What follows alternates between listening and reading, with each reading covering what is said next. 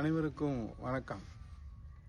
நூற்றாண்டு பெருமை கொண்டிருக்கிற தமிழக சட்டசபையிலே ஆளுங்கட்சியினுடைய ஆணவ பேச்சு இன்றைக்கு மக்களை மிகப்பெரிய கவலையிலே ஆழ்த்தி இருக்கிறது. நடைபெற்று முடிந்த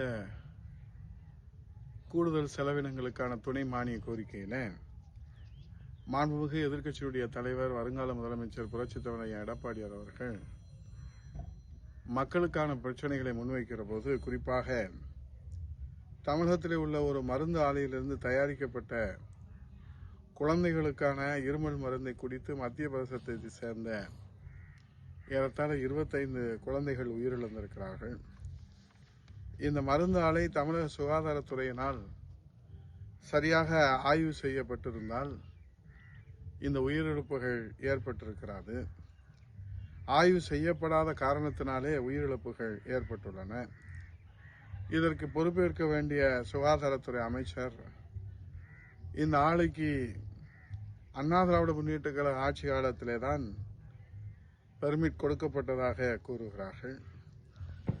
யாருடைய ஆட்சி காலத்திலே ஆலை துவங்கப்பட்டிருந்தாலும் அதை 2024-25 நீங்கள் தொடர்ந்து ஆய்வு செய்ய வேண்டியது சுகாதாரத்துறையினுடைய வேலைதான். தன் கடமையை சரிவர செய்ய தவறியதுடன் தன் தவறுக்கு அடுத்தவரை பழி போடுவது எந்த வகையிலே நியாயமாகும்? அதேபோன்று ஏழை நெசவு தொழிலாளர்களுடைய வறுமையை பயன்படுத்தி அவர்களது கிட்னி திருடப்படுவது போன்றும், இப்படி கிட்னி திருடப்படுகிறதே என்று மாண்புமிகு எதிர்க்கட்சி தலைவர் வருங்கால முதலமைச்சர் புரட்சித் தலைவர் எடப்பாடியார் அவர்கள் மன்றத்திலே எடுத்து வைக்கின்ற போது, சம்பந்தப்பட்டவர்கள் மீது நடவடிக்கை எடுப்பதற்கு பதிலாக இந்த அரசும் இந்த அமைச்சரும் இது கிட்னி திருட்டல்ல, கிட்னி முறைகேடு என்று பொருள் விளக்கம் கொடுக்கிறார்களே தவிர அதற்கு தீர்வு காண்பதற்கு சுகாதாரத்துறை அமைச்சர் முன்வரவில்லை.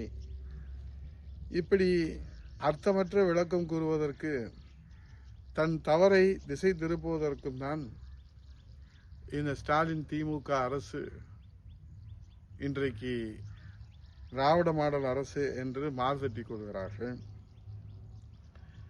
சுகாதாரத்துறை இப்படி கோமா நிலையில இருக்கிறது என்றால், தொழில்துறையோ நாளொரு மேனியும் பொழுதொரு வண்ணமாக இன்றைக்கு பொய்யிலே தான் அந்த துறையே இயங்கிக் கொண்டிருக்கிறது. பாஸ்கான் என்ற கம்பெனி தமிழகத்தில் 15,000 கோடி ரூபாய் முதலீடு செய்ய உள்ளதாகவும், அதன் வாயிலாக ஆயிரக்கணக்கான இளைஞர்களுக்கு வேலைவாய்ப்பு கிடைக்கும் என்று கூறினார் தொழில்துறை அமைச்சர் ராஜா அவர்கள். ஆனால் அந்த கம்பெனியோ உடனடியாக நாங்கள் அப்படி எந்த முதலீடும் தமிழகத்துக்கு செய்ய பேச்சுவார்த்தை நடத்தவில்லை என்று உண்மையை போட்டு உடைத்தது. இது குறித்து மாண்புமிகு எதிர்க்கட்சி தலைவர் அவர்கள் கேள்வி கேட்டவுடன், இது அந்த கம்பெனி அல்ல, இதை சார்ந்து இயங்கும் வேறொரு கம்பெனி என்று சட்டசபையிலே வாய்க்கூசாமல் பொய் பேசுகிறார் மாண்புமிகு தொழில்துறை அமைச்சர் ராஜா அவர்கள். அப்படி என்றால் தமிழகத்திற்கான தொழில் முதலீடு குறித்து வெள்ளை அறிக்கை வெளியிடுங்கள் என்று மாண்புமிகு எதிர்க்கட்சி தலைவர் அவர்கள் கேள்வி எழுப்பினால், ஒரு வெள்ளை காகிதத்தை காட்டி இதுதான் வெள்ளை அறிக்கை என்று கூறி கேலியும் நையாண்டியும் நக்கலும் செய்கின்றார்கள். இந்த கேலி கூத்துகளை, நீங்கள் அடிக்கின்ற கேலி கூத்துகளை எல்லாம் மக்கள் பார்த்து கொண்டுதான் இருக்கிறார்கள். நீங்கள் செய்கின்ற நையாண்டிகளையும் நீங்கள் அடிக்கின்ற கூத்து கும்மாளங்களையும் இந்த மக்கள் பார்த்து கொண்டுதான் இருக்கிறார்கள். ஆட்சியில் இருக்கிற ஆணவத்திலே நீங்கள் ஆடுகிறீர்கள். ஆகவே காலையிலே கிழக்கிலே உதிக்கின்ற சூரியன் மாலையிலே இரவானதும் மேற்கிலே மறையும் என்கிற அந்த யதார்த்தம் உங்களுக்கு, அந்த இயற்கையின் நீதி உங்களுக்கு இன்னும் புரியவில்லை. ஏனென்றால் இது போன்ற ஆணவமான செயல்கள் உங்களை நிரந்தரமான வனவாசத்திற்கு கொண்டு சென்றுவிடும் என்பதை நீங்கள் மறந்துவிடக்கூடாது. 10 ஆண்டு காலம் நீங்கள் வனவாசத்தில் இருந்ததை மறந்துவிட்டு இன்றைக்கு விவசாயிகள் பிரச்சனை, வேலைவாய்ப்பு பிரச்சனை, வறுமை ஒழிப்பு பிரச்சனை, வளர்ச்சிக்கான திட்டங்கள் இப்படி எதை கேட்டாலும் நீங்கள் ஆணவத்தோடு பதில் சொல்வதை தவிர எந்த பதிலும் நீங்கள் உருப்படியாக மக்களுக்கு தீர்வு காணுவதில்லை. மதுரையிலே குறுவை சாகுபடிக்கு 41 நெல் கொள்முதல் மையங்களை திறக்க கலெக்டர் பிரவீன்குமார் IAS அவர்கள் உத்தரவிட்டார்கள். ஆனால் இன்று வரை 10க்கும் குறைவான மையங்களே செயல்படுகின்றது.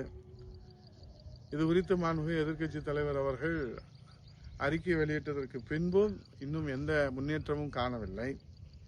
தீபாவளிக்கு முன்பே நெல்லை அறுவடை செய்து தற்போது வரை